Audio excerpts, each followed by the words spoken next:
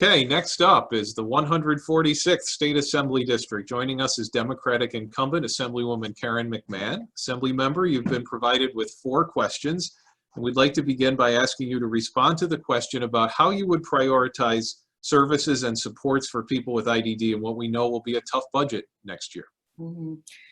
Well, hi everyone. Glad to be here. Thanks for having me. Thanks to Donnie, and thank you to friends that I see. I can't see everybody, but I do see some familiar faces, so hi.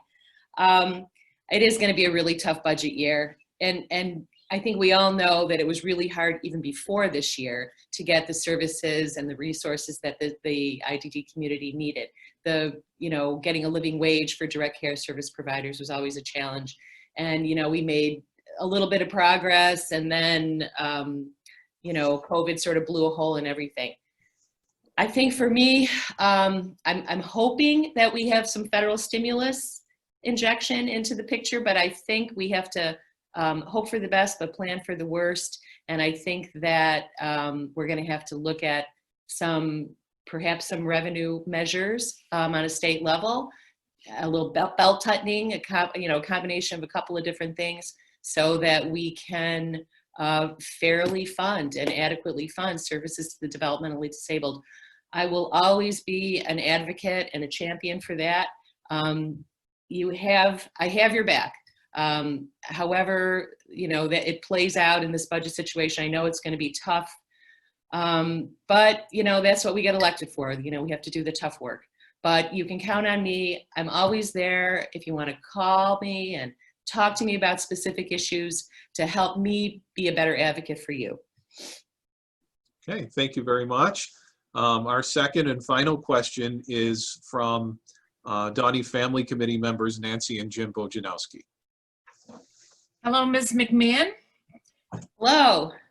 Please discuss your thoughts on what you see as the role of and the rights of people with developmental disabilities to live, work, and enjoy their lives as members of our community, and how we as a society can reduce barriers, promote social inclusion, and champion their rights as citizens to participate fully in the world.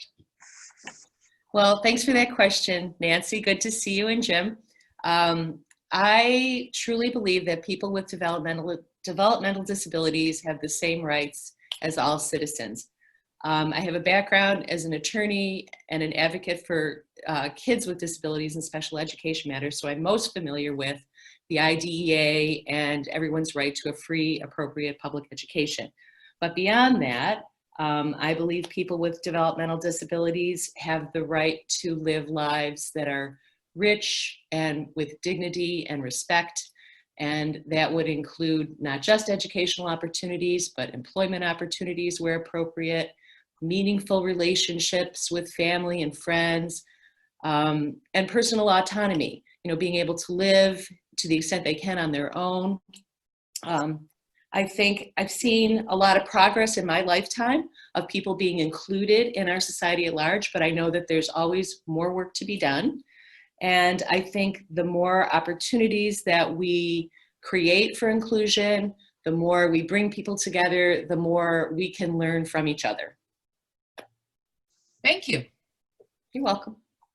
Hey, thank you so much. We know you're busy. We really appreciate your time and participation. It's always a pleasure, and we wish you all the best.